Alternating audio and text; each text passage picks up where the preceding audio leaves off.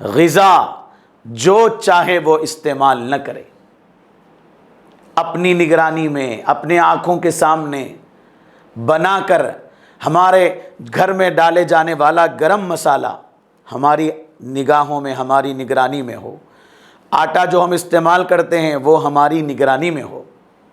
ہم خود جا کر کے تھوڑی تکلیف ہم کریں، جو ہلدی ہم استعمال کرتے ہیں وہ ہلدی ہم خود پسوائیں، مرچی جو استعمال کرتے ہیں وہ ہم خود پسوائیں، تیل جو استعمال کرتے ہیں وہ ہم خود نکالنے کے لیے جا کر کے ٹھہر کر کے اپنی آنکھوں کے سامنے ہم تیل نکال کر کے لائیں۔ جتنی غذائیں میرے بھائیوں، آپ ایک بات غور کیجئے کہ جو گیہوں اس کے اوپر کا جو چھلکا ہے وہ 150 روپے کلو میں ملتا ہے، اور جو اندر کا آٹا ہے جس کو میدا کہتے ہیں، گیہوں کا آٹا نہیں ہوتا، گیہوں کا آٹا وہ ہوتا ہے جو چند سال مطلب 15 سال پہلے 20 سال پہلے جب روٹی ہم کھاتے تھے تو روٹی کے اوپر گیہوں کے چھلکے نظر آتے تھے روٹی کے اوپر، بغیر چھنے کی جو آٹا ہوتا ہے اس کی روٹی، اور درمیان میں گیہوں کے موٹے موٹے دانے بھی نظر آتے تھے، کھاتے ہوئے محسوس ہوتا تھا اور دکھتا بھی تھا، نظر بھی آتا تھا۔ لیکن آج روٹی بن رہی ہے، اس کو گیہوں کی روٹی چپاتی کہتے ہیں، پھلکا کہتے ہیں، وہ پھلکا اور چپاتی کی ہے، میدے کا آٹا ہے، گیہوں کا آٹا نہیں ہے۔ گیہوں کا آٹا وہ ہے جس میں گیہوں کا چھلکا بھی نظر آئے، اس کو باریک نہ پسایا جائے، باریک اگر پسائیں گے تو اس کا نام بدل جائے گا، وہ گیہوں کا آٹا نہیں رہے گا۔ گیہوں کے اس آٹے سے ہی تو لئی بنائی جاتی ہے، جو بائنڈنگ کرنے والے کتاب جوڑنے والے وہ استعمال کرتے ہیں، جو لئی استعمال کرتے ہیں چپکانے کے لیے، وہ کون سے آٹے کی استعمال کرتے ہیں؟ وہ میدے کا آٹا، یہی گیہوں کا آٹا ہوتا ہے، اسی کی لئی بنا کر استعمال کرتے ہیں۔ تو اس میں کتنا گلوٹین ہوتا ہے، کتنا گم ہوتا ہے اس کے اندر، گوند کہتے ہیں، گوند، چپکنے کی صلاحیت، گاڑھا کرنے کی صلاحیت اس کے اندر ہوتی ہے، اور یہی ہم استعمال کرتے ہیں، ہمارے خون میں گاڑھا پن آ جاتا ہے، اسی کا نام کولیسٹرول۔ اگر اور زیادہ گاڑھا ہو جائے تو جگہ جگہ جم جائے، اگر ہمارے وہ 3 دل کے جو وال ہیں ان والوں میں جم جائے تو پھر اس کو ایک وال بند ہو گیا، وہ دلانا، یہ کرنا، یہ سب چیزیں۔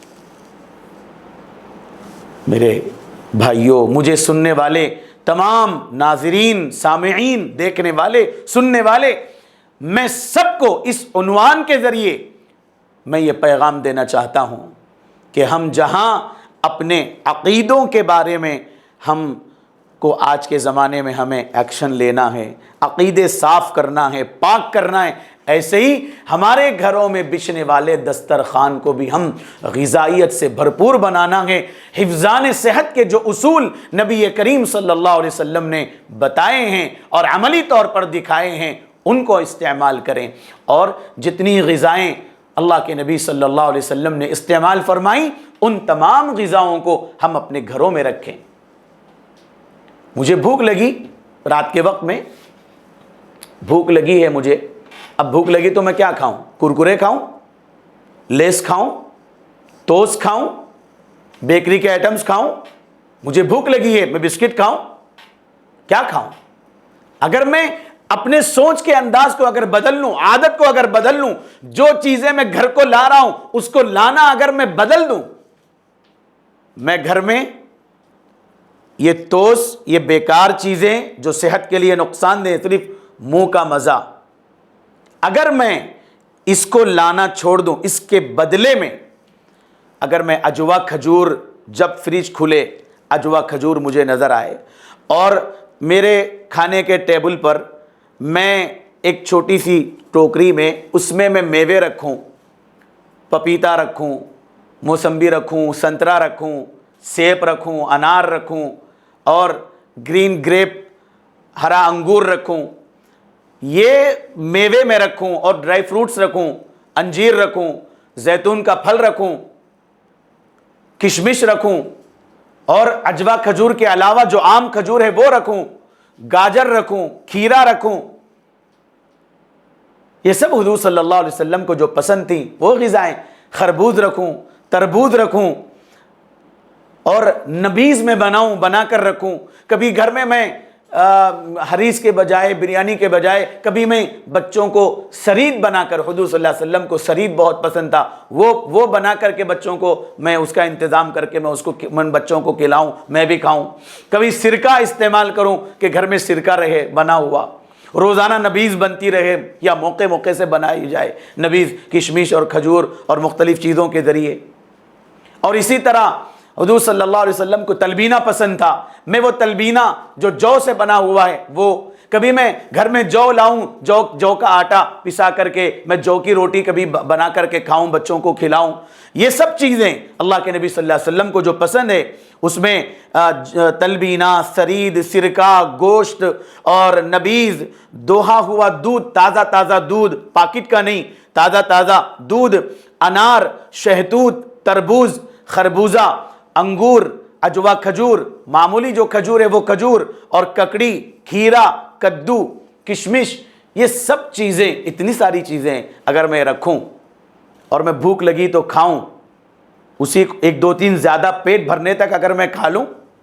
کیا حرج ہے کھانے میں؟ پھر 2-3 گھنٹے کے بعد پھر بھوک لگی, پھر حضور کی پسندیدہ غذاؤں میں کوئی ایک غذا لیا, اس کو کھا لیا, پانی پی لیا. مجھے کھانا ہی ہے تو پیٹ بھرنا ہے, صحت ملنا ہے, تو میں کیوں 3-4 پلیٹ سادہ جو چاول ہے, رائس, وہ اور 3-4 پلیٹ بریانی, میں اسی کو عادت بنا چکا ہوں تو میں عادت بدل سکتا ہوں. میں اس کے بجائے, اس کو عادت بنانے کے بجائے کہیں دعوت میں چلا گیا, جب میں وہاں پر ایک حساب سے کھا کے آ گیا, بریانی بھی کھایا, مٹھا بھی کھایا, کھا کے آ گیا, لیکن جب تک میں گھر میں ہوں, میرے اختیار میں ہے, تو میں نبی کی غذائیں استعمال کروں گا, اس سے میں اپنا پیٹ بھروں گا, میں اپنے بچوں کو اس کی عادت ڈالوں گا. رحم کھاؤ میرے بھائیوں اپنی اولاد پر. جمال الوجود بذكر الإله وتصفو الحياة بنور هداه. جمال